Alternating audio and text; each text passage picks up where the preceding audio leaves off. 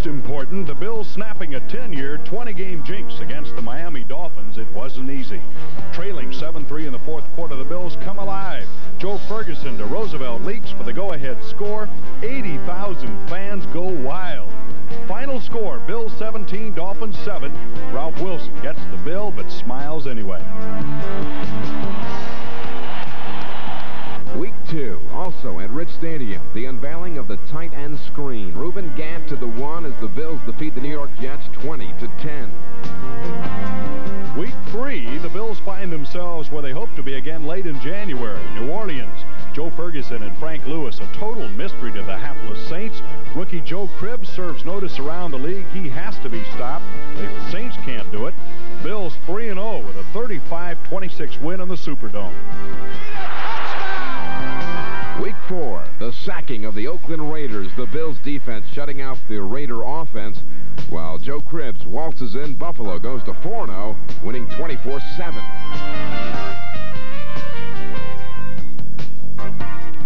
Week 5, the 4-0 Bills, underdogs to the talented San Diego Chargers, also 4-0, playing for the home folks. Dan Fouts and friends have the Bills down 24-12, but not out. Jim Haslett picks one off in the fourth quarter, with the Bills now down by 5. Cribbs completes the turnaround, and the Bills come home a 26-24 winner, 5-0, and Buffalo's getting excited. Week 6, defeat. Burt Jones does it for Baltimore. That plus 10 penalties spells a 17-12 loss to the Colts. Buffalo now 5-1, heading down to Miami. Week 7, the Bills stumble again. It's a day Joe Cribbs wants to forget. His 3 fumbles all lead to Miami scores. Joe Cribbs. And in Week 8, they head back home, and finally the wind's blowing the right way for the Bills, as after 2 losses, Frank Lewis has 2 touchdowns. Joe Cribbs, 118 yards rushing. Buffalo back in first in the AFC East, sitting on top of the world. But in Week 9, a lesson in humility. A quick 14-0 lead has Bills fans feeling sorry for their southern visitors. The sympathy is wasted on the Atlanta Falcons, who block a field goal to carry that momentum to a 30-14 rout. The Bills have self-destructed, but they hopefully have learned something.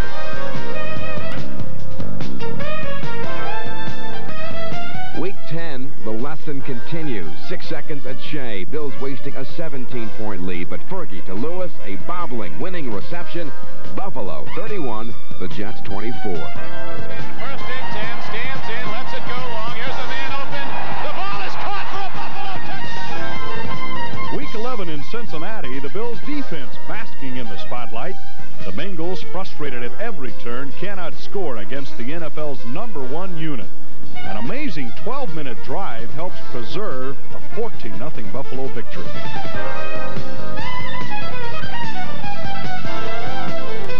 Week 12, a showdown with the champs, plus 35,000 Pittsburgh fans. But the Bills stop the Steelers 28-13. Jerry Butler's magic high-flying act for 2 touchdowns.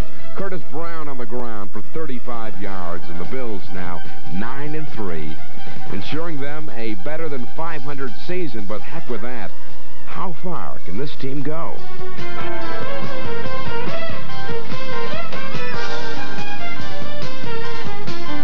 Week 13, the answer is not too far if the special teams have an off day, and the Bills' special teams had an off day. Deja vu of Atlanta, a 14-0 Buffalo lead. Cribbs hit fielding a punt by Rufus Bess. Yes, it happened again. The Burt Jonesless Baltimore Colts escape with a 28-24 win. This one hurts. Help on the way. Week 14, this one for the coach. Chuck Knox let go from L.A., but now with the Bills, and he unleashes his defense against the Rams. Steve Freeman with Buffalo's only touchdown. Nick Mickemeyer misses 2 field goals, but makes good in overtime, 10-7. And the Bills are now 10-4, 1 game away from the AFC Eastern title.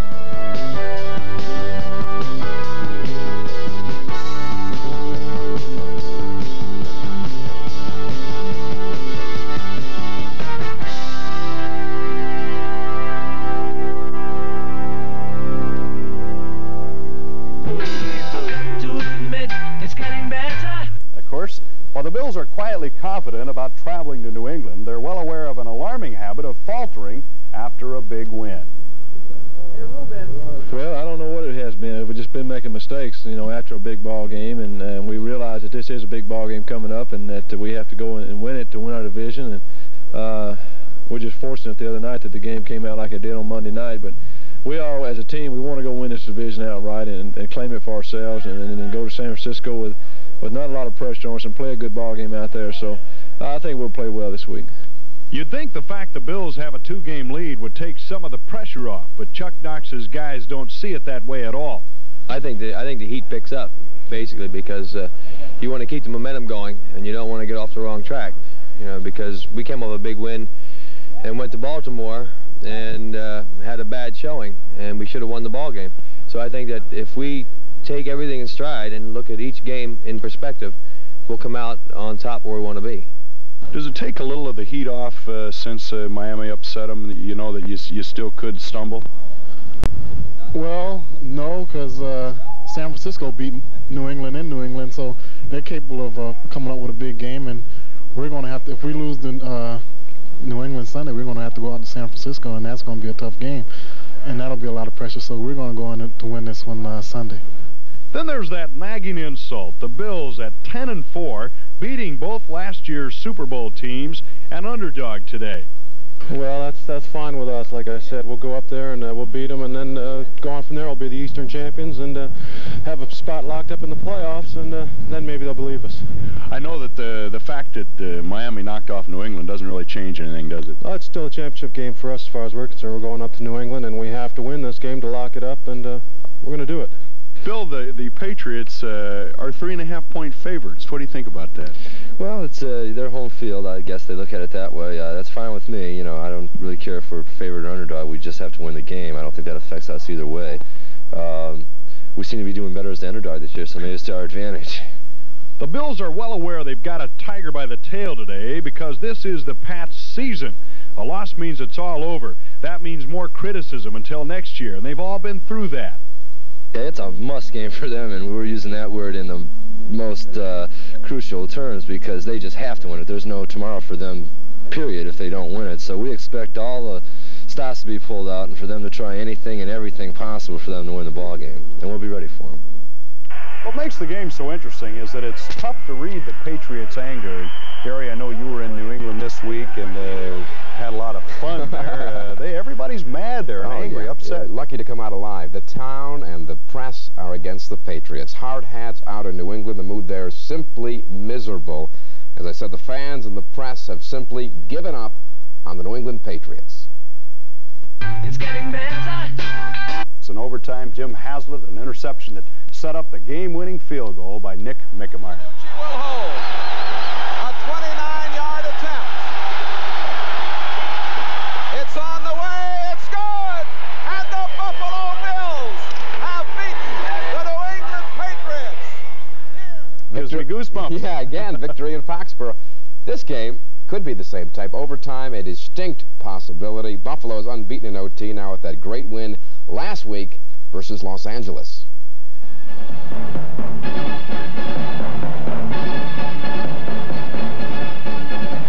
A defensive battle right from the start. Two heavyweights getting down in the trenches of Rich Stadium. First, the Buffalo Bills, the new kid on the block of Super Bowl contenders, coached by Chuck Knox, who for the first time was going against his old team, the Los Angeles Rams. Both teams with a common goal, winning and trying to get to the playoffs, but each getting in each other's way constantly. Ben Williams driving L.A. quarterback Vince Ferragamo to the turf at Rich. He never returned to action, his ribs badly bruised. Scoreless after 30 minutes of action. Finally a break. Pat Hayden underthrows and Steve Freeman intercepts 7-0. Buffalo. Another defensive highlight, Ben Williams belting Mike Gooman. The ball squirts loose and former Ram Bill Simpson pounces on it. Bills recover on the 21. Joe Cribbs 12 yards to the 9, but the LA defense knows that one more score would do them in. And on fourth down, Knox, who was called too conservative while in Los Angeles, goes for it. But Roosevelt Leaks fumbles. Remains 7-0. LA drives 80 yards, 14 plays. Mike Gooman, the final 3. It is tied at 7. Twice Buffalo's in position for the win. Another gamble by Knox comes up empty. Cribbs stopped on fourth down, pulling no punches against the team, which fired him. On the 11, Cribbs fumbles, and one last Fergie prayer falls incomplete. As after nearly 3 hours of pounding, the teams are tied at 7. We slide into overtime. Buffalo holds the Rams and then drives. Fergie, 30 yards to Frank Lewis at the 12, and the Bills and Knox decide right then and there to go with Nick Mickemeyer, who earlier had missed 2 field goals. Either one would have ended this game a long time ago. Fog at the stadium, 4:04 in the afternoon. David Hum to hold. Mickemeyer is on for a 30-yarder.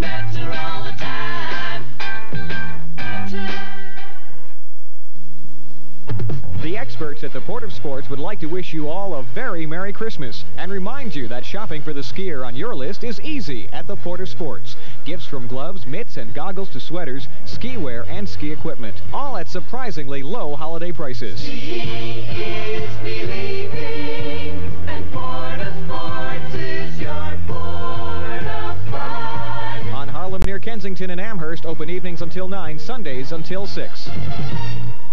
Twin Fair, your Christmas superstore of values, is having a special 10% off sale Sunday only. For the first time ever, store-wide, you'll save 10% off already low prices.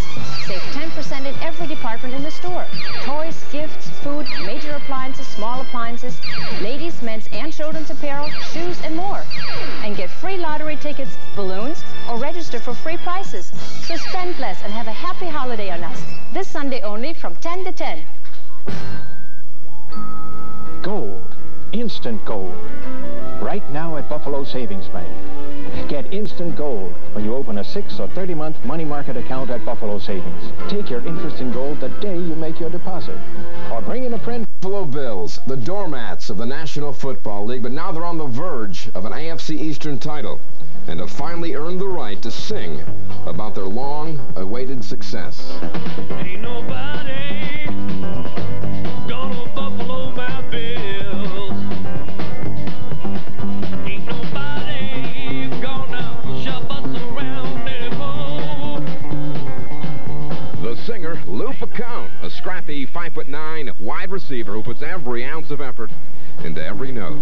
Ain't nobody gonna buffalo my Bills.